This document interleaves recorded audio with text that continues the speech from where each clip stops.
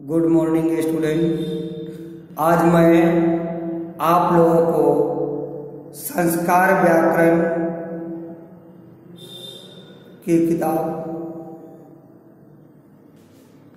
पढ़ाने जा रहा हूँ। यह क्लास 1 की पुस्तक है।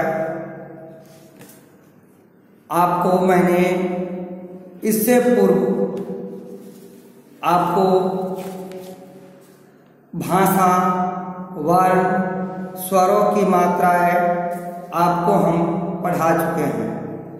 आज मैं आप लोगों को शब्द पढ़ाने जा रहा हूं। पहचान कर बताइए ये क्या है। कटोरा, वृक्ष,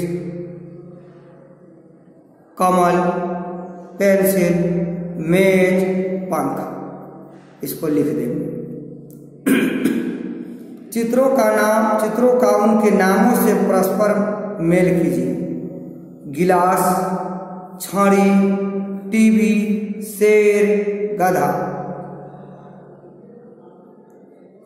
छड़ी शेर मिला हुआ है, इसको मिला दीजिए। समझिए, क्या इन वर्ण समूहों का कोई अर्थ है? छड़ी, शेर, गधा, टीवी, गिलास, ये सब का समूह है। गिलास खाने से गिलास पानी पीने वाला, टीवी देखने वाला, गधा जानवर, शेर जानवर, छड़ी स्टिक, छड़ी है डंडा। इसका है वर्ण समूहों का अर्थ है। क्या चित्रों के नीचे दिए गए वर्ण समूहों से चित्रों का बोध होता है? छ छ छ, सब बब्बर, टट टट टट, क, ये सब कोई शब्द नहीं है, नहीं, इसका कोई अर्थ नहीं है। इसलिए हम इसको छ छ छ करने से छड़ी का बोध नहीं होता है। सब बब्बर कहने से, सब्बा कहने से उसका बोध नहीं होता है। अतः खंड क, खंड क के सभी वर्ण समूह सार्थक हैं। इससे संबंधित पशु या वस्तु का बोध होता है। इसलिए याद रखिए, वर्णों अथवा ध्वनियों के ऐसे मेल को शब्द कहते हैं जिसका कोई निश्चित अर्थ हो।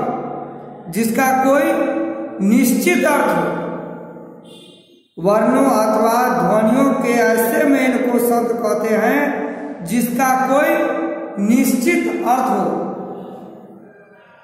खंड ख के सभी वर्ण समूह निरर्थक है। इनसे किसी अर्थ का बोध नहीं होता।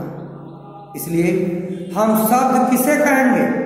वर्णों अथवा ध्वनियों के ऐसे मेल को शब्द कहते हैं जिसका कोई निश्चित अर्थ हो या जिसका कोई अर्थ हो। वर्णों अथवा ध्वनियों के ऐसे मेल को शब्द कहते हैं जिसका कोई अर्थ हो। दो या दो से अधिक वर्णों के मिलने से शब्द बनता है जिसका कोई सार्थक अर्थ हो। इस परिभाषा को हम कई तरह से हम बोल सकते हैं। दो या दो से अधिक अक्षरों के मिलने से शब्द बनता है जिसका कोई सार्थक अर्थ हो। समझ गए? शब्द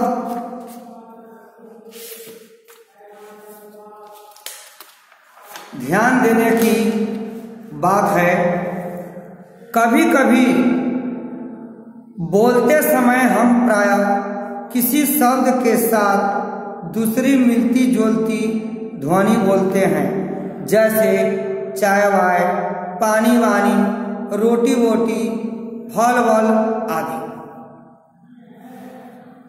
इनमें पहले वर्ण समूह का तो अर्थ होता है, जैसे चाय पीने वाली चीज है, पानी पीते हैं हम लोग, जल है, फल हम लोग खाते हैं। लेकिन वाय क्या होता है? वानी क्या है? वल क्या है, वोटी क्या है, उसका कोई अर्थ नहीं होता। दूसरे वर्ण समूह का कोई अर्थ नहीं होता। पहला वर्ण समूह चाय, पानी। दूसरा वर्ण समूह वाय, वाणी। पहला वर्ण रोटी, फल। दूसरा वर्ण समूह वोटी, वल। समझने की चीज है। वाय, वाणी, वोटी, वल का स्वयं में कोई अर्थ नहीं है, फिर भी हम इन्हें सार्थक शब्द के साथ प्रयोग कर इनसे आदि या वगैरह का अर्थ उत्पन्न करने का अभिप्राय प्रकट करते हैं।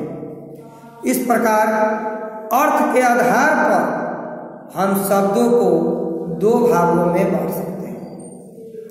अर्थ के आधार पर शब्द के दो भेद होते हैं।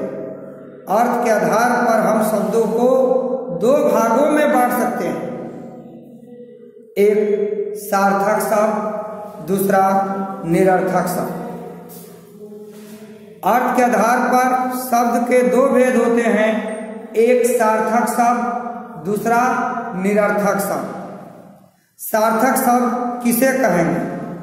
अर्थ रखने वाले शब्द जो स्वतंत्र रूप से प्रयोग किए जा सकते हैं सार्थक कहलाते हैं। जिन शब्दों का कोई निश्चित अर्थ निकलता हो उसे सार्थक शब्द कहते हैं।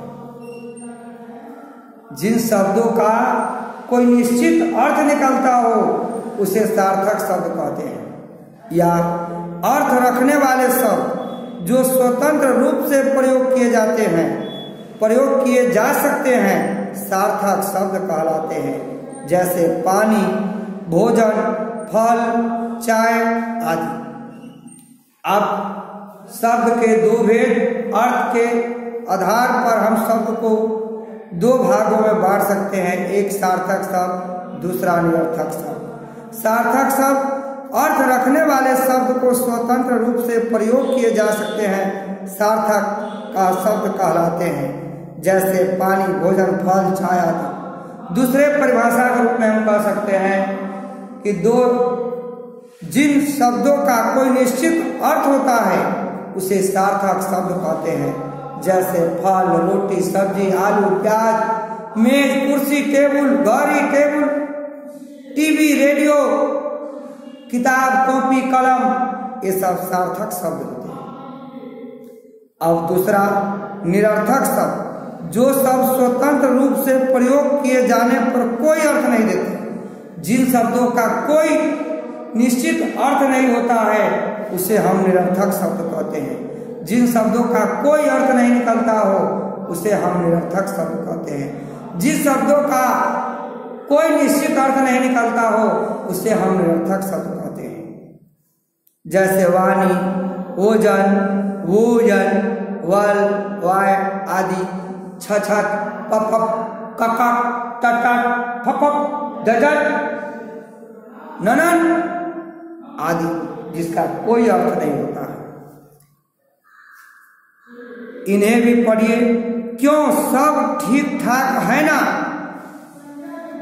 वर्ण समूह ठीक तो सार्थक शब्द हुआ और ठाक का कोई अर्थ नहीं। कुछ पैसे वैसे लाए हो क्या? पैसे का सार्थक शब्द तो पैसा तो है, लेकिन वैसे का कोई इसमें कोई अर्थ नहीं। गर्मी बहुत है, पंखा वंखा चलाओ, पंखा तो सार्थक है, वंखा का कोई अर्थ नहीं। इतनी दूर जाओगे, कोई कार वार है या नहीं? कार का सार्थक है, लेकिन वार यहाँ पर कोई अर्थ नहीं हो सकता। उसे पैसे तो दे आए, उसका घर वार भी देखा या नहीं? घर सार्थक और निरर्थक वार। व्याकरण में केवल सार्थक शब्दों का ही अध्ययन किया जाता है, निरर्थक शब्दों का कोई लेना देना नहीं रहता है, उसका पढ़ाई नहीं होती है। कुछ निरर्थक शब्द ध्वनि सम्मत होते हुए केवल संबंधित सार्थक शब्दों के साथ प्रयोग किए जाते हैं। जैसे आप देख रहे पंखा वंखा, पैसे वैसे, ठीक ठाक, घर वार, कारवार, इसका कोई अर्थ नहीं होता। ध्वनि सम्मत के कारण उसको रखा गया। इस तरह से आपने ये सीखा शब्द किसे कहते हैं। शब्द वर्णों अथवा ध्वनियों के ऐसे मेल को शब्द कहते हैं जिसका कोई अर्थ हो। शब्द के दो भेद, सार्थक शब्द और निरर्थक शब्द। सार्थक शब्द किसे, निरर्थक शब्द किसे कहते हैं मैंने बताया। कल आप इसको बना करके लिख करके इसको लाएंगे, हम आपको आगे बताएंगे और इसको सार्थक शब्द, निरर्थक शब्द और शब्द याद करके लाएंगे। धन्यवाद।